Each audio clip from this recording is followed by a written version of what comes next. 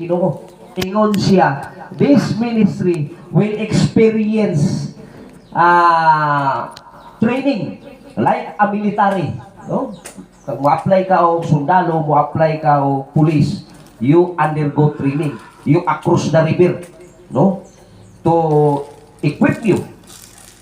So, to have experience nga makuha mo.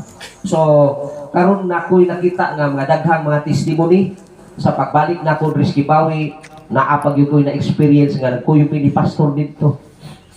Pero karon salamat sa Ginoo kay ang ihang pamilya strong and already restored in Christ Jesus. Amen. Amen.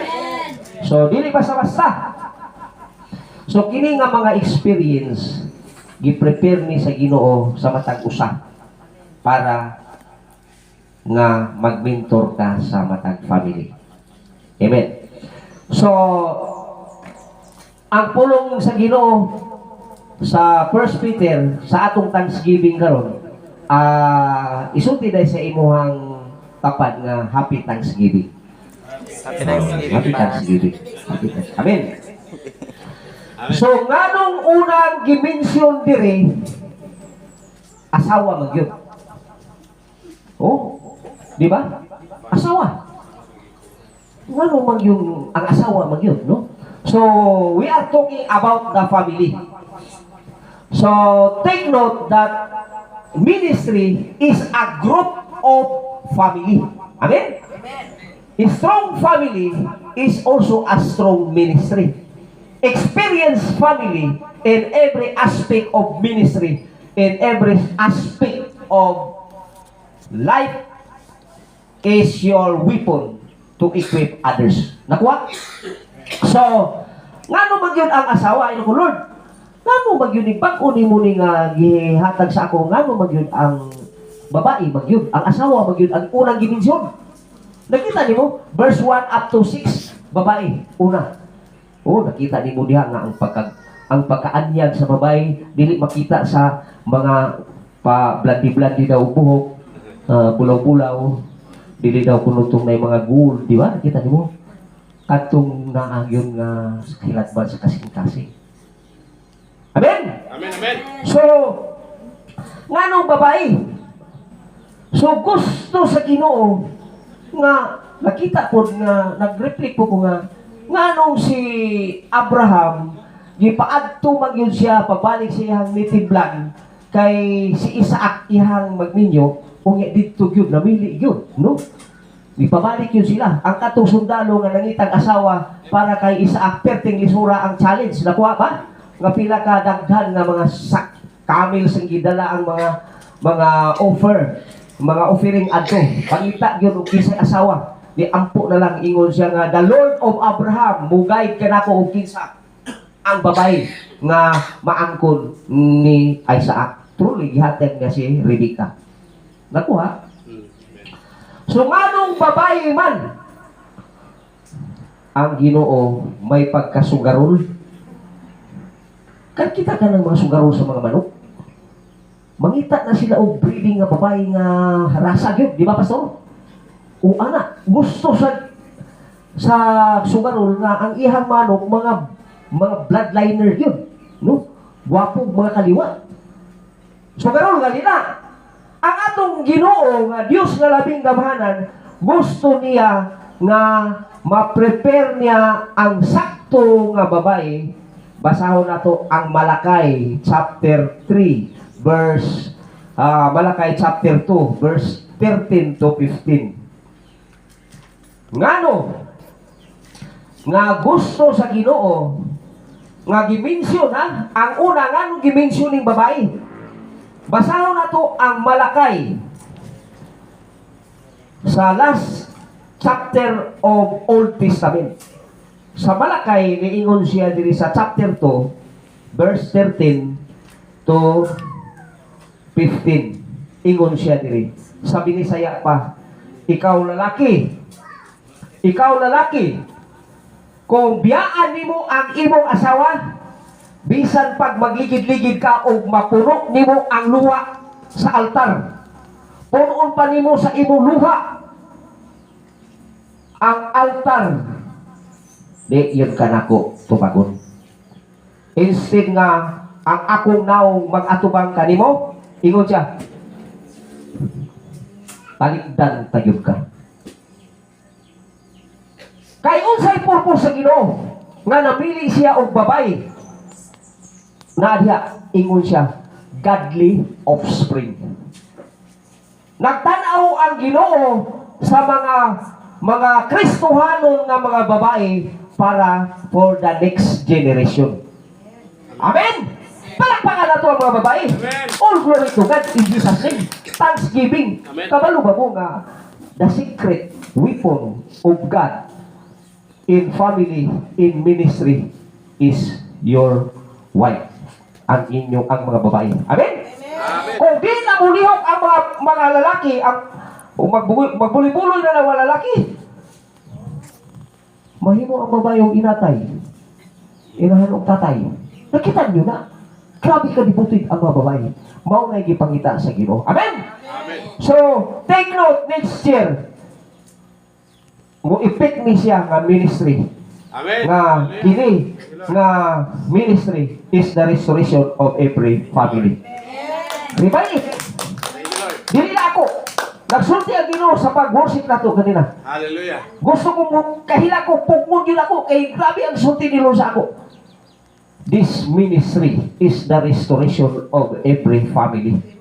Amen. Hallelujah. So, mauna nga ang babae unang gimension diri. Unang gimension. Special mention yun na, no? Kunya ni adiri ang hiyas karakter sa mga babae. A Proverbs 31 woman, di ba? A Proverbs 31 woman. Mauna siya. A crown of his husband. Kita ninyo na. So gusto sa Ginoo nga kamo ang i-train diri. Kita ang i-training diri. Amen. Amen. So mao ni sa mga babae. So sa mga babae gusto sa Ginoo nga Kristohanon, mga lagad, matilud-anon na magyud na sila. Kay bisan siya biyaan siya siyang bana, ang babae grabe yun. Bisan mahimo na siyang single mom, faithful yun kay na siya sa iyahang kinabuhi. Amen? So mao na siya. So dili sa verse 7, kuma naman sa babae, ingon na siya nga bana na pod, no? Bana na pod rin, no? Sa verse 7. Ingon rin, oh. Sa verse 7, husband. So, tanawa rin nyo na. Second option ng kaming mga lalaki. Verse 7 daw. Verse 1, niya sa 7. Ingon siya, husband. Likewise, dwell with them with understanding. Usahay, atong supon ang atong asawa. Dili na to, sabto ng atong asawa. So, ingon siya nga, ikaw ba na parehas na mo papel sa panimalay. Lahi-lahi lang mong pangsyon. Dingong ikaw, asawa ka na ko.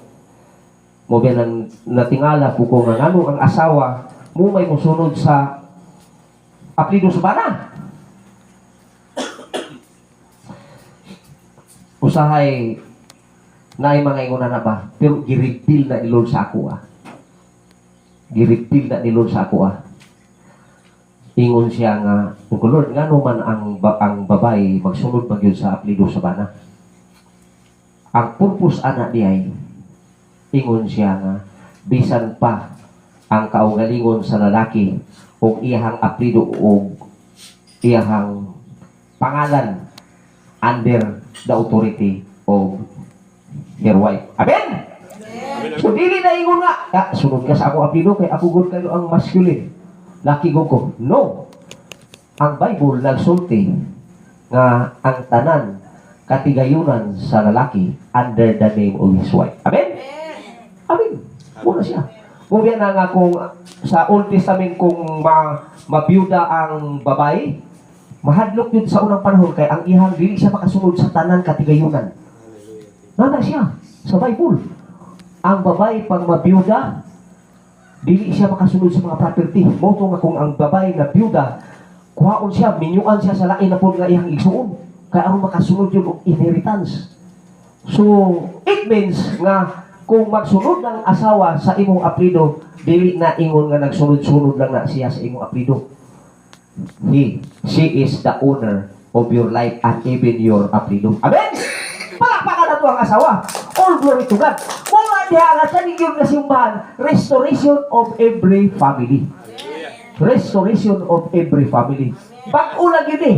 Tulong naman ni Kaadlaw gihatag ni Pastor Pumo nga message kay kining magong simbahan na based sa amo ang fellowship, based sa amo ang kanang banding-banding. Pastor Tata, Pastor Tadulan, Pastor Bubong, mga answered prayer po ni ko, Lord, mo uli kung kibawi, Lord. Ayaw na kung pabalik ka Katoliko, Lord, ha? Imagine, tulura sila, ha? Like ni Daniel, na siya ay Shadrach, Meshach, Abednego. Like me, I have Pastor Tadulan, Pastor Tata, Pastor Bubong. Amen! Amen, amen. Si Pastor Bubong po, na po siya Pastor Tadulan, Pastor Tata, Pastor James. Amen. Hallelujah. Hallelujah. Ingon anak, gusto sa Ginoo nga i-equip ka. Ingon siya, I will never leave you orphan.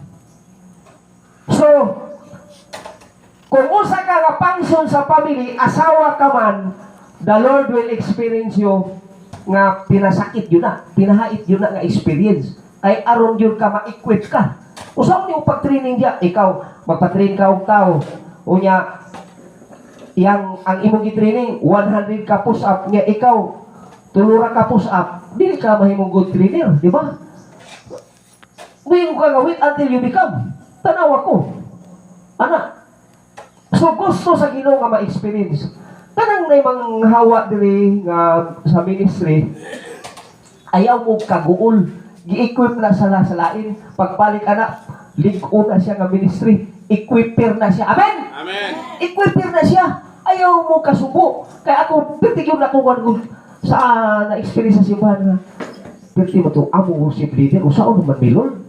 Nga ang amo worship leader na ni Balhin man. Gibalhin to siya kay gigamit sa lain. Kuya aron ikaw mo rise up. Amen! Aron na ay mo rise up po nga leader. Gusto sa Ginoo ana na siya. Muna dili ta makabuot o unsa. No? Kung kita sa atong kawalingon, in our own perspective, abi na ito o mauto. Damor nga mag-prayer and fasting ang mga pastor. Kaya napiruan na siyang atak nga gusto linis.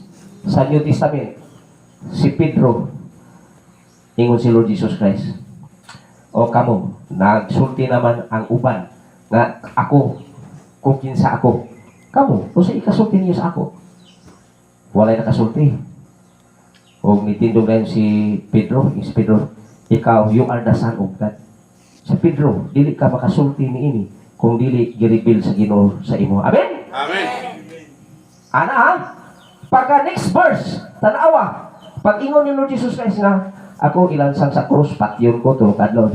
Ay Lord, di pwede, over my dead body. O nakita ni mo na, nagkamali si Pedro, wala. Nagkamali. O sa ingon ni Kuan, o sa ingon ni Jesus Christ, I rebuke you, Satan. I rebuke you, Satan. Oh, apostol to siya, spokesman ni Lord Jesus Christ.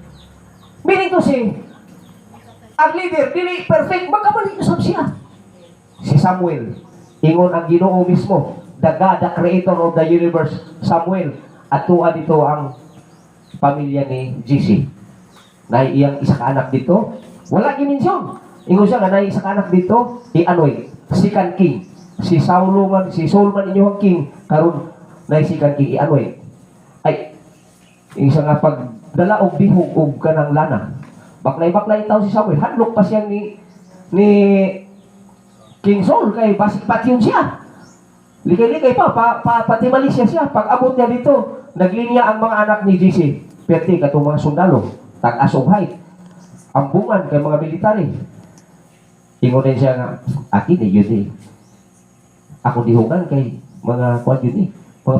Mga will training nga sundalo.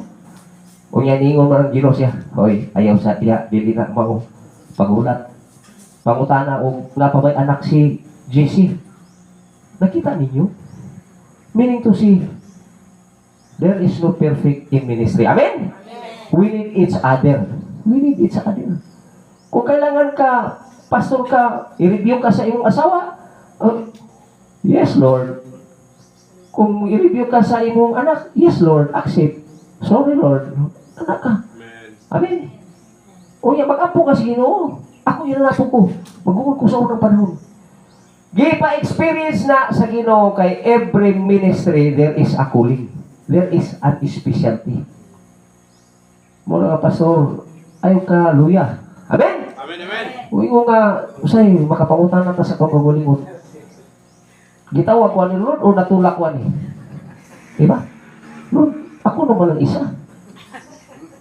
Pero, ang ministry, nami workshop sa Davao, ibutang diya ba nga family, ministry, profession, o kining community, kunya friends, iba, mga pastor sa pastor, mga alaga si Ginoo ang workshop.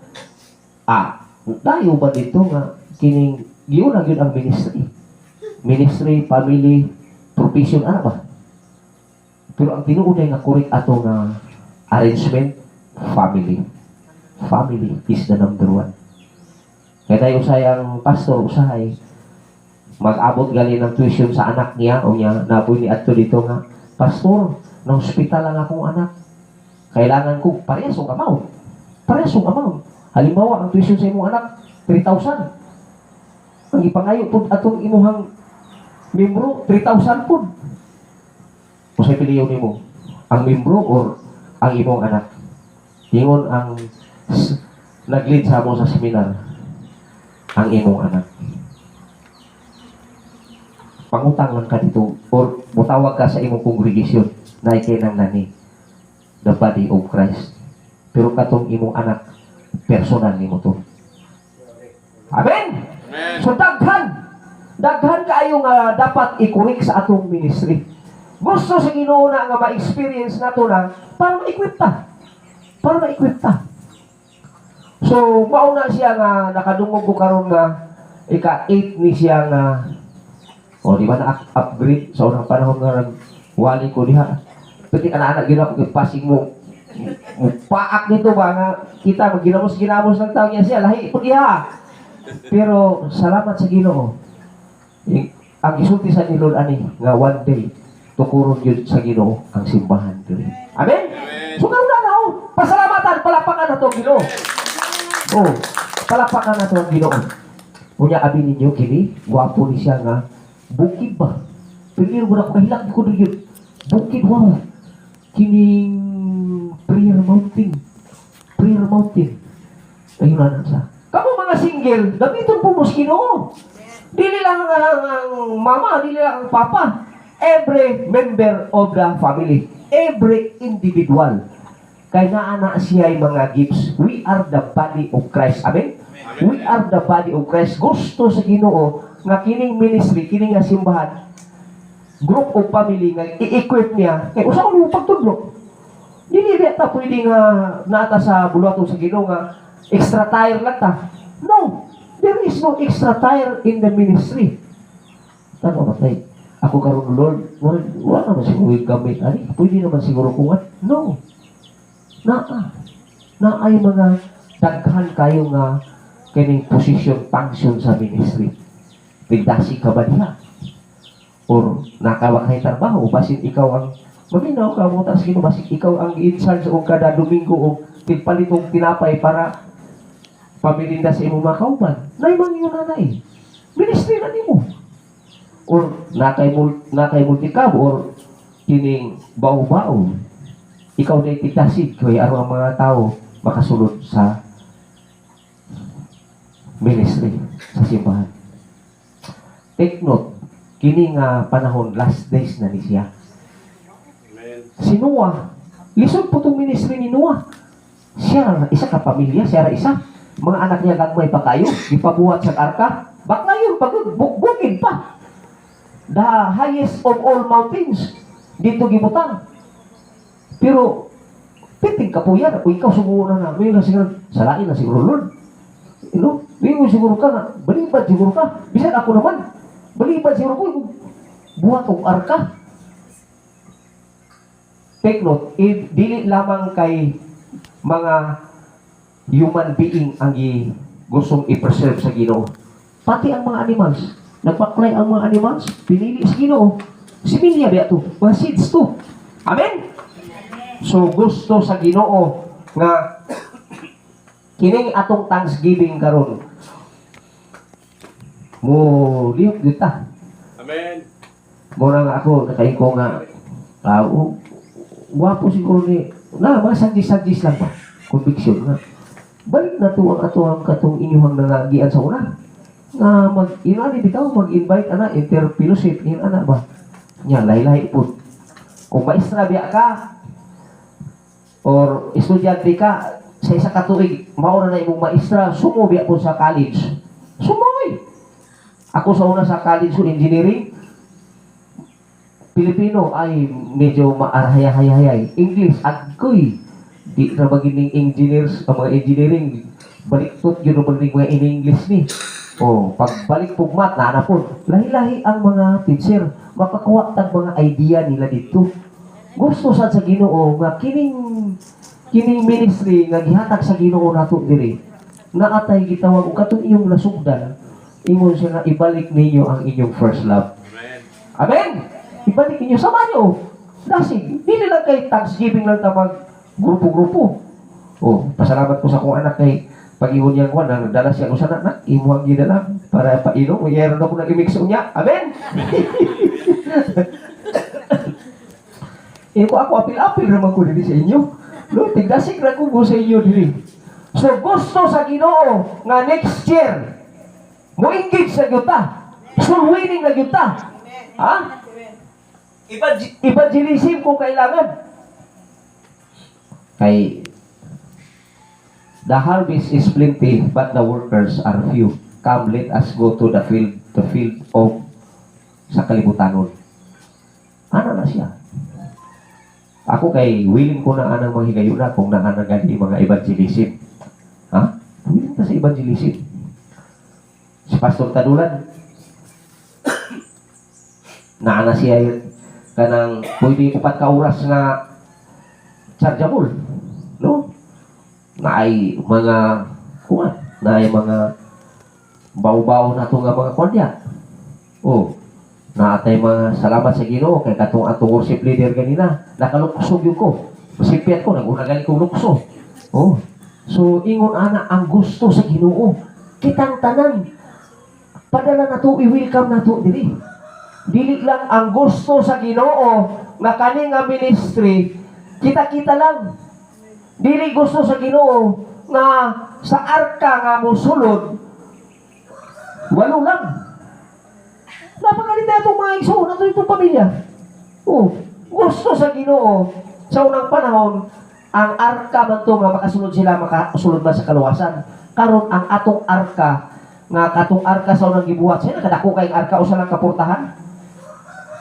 Porsyado to siya, nga niyo sinod nga I am the way, the truth and the life. No one comes to my Father except through me. Ako lamang ang dalan. Padawato na to sa Ginoo diri sa simbahan. Ha? Nakuha?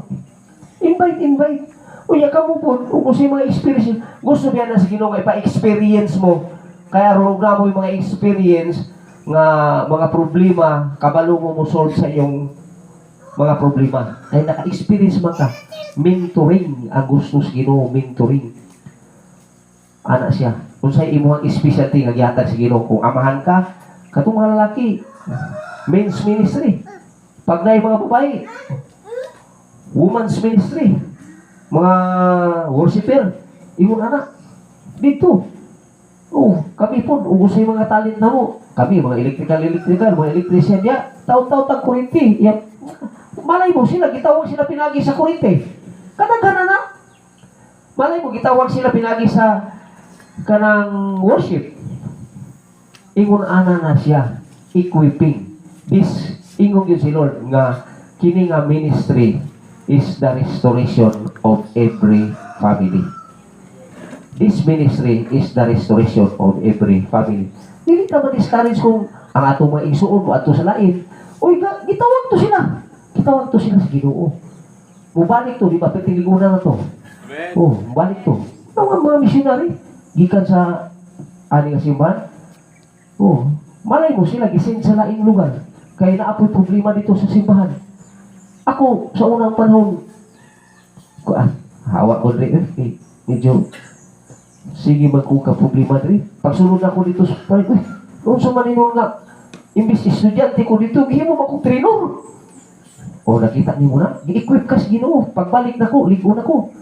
So, ingon ana ang gusto sa Ginoo. Amen? So, karon nga Thanksgiving, You Lord. plano. Ingon si Lord, for I know the plans for you, says the Lord, declares the Lord. Plans to prosper you, not to harm you, but to give you hope and future. Na future ni nga ministry. Amen? Amen. Unique ni nga ministry. Sultian ta lang mo. Kaya labi na yun mo na mo mga garden diha. O, na mamalit diha o sa mga gulay-gulay diha. Siya na wala na yun. Opportunity. O, na mga manok diha nga mga usana siya nga mga klase. Nga makahatag og attract. Facebook. What pa rin? My sister, bago mo muli, mag-ampo sa ta. Asa man ta? Dito si Mano. Malay mo ikabon siya sa Ginoo. Makahilak siya.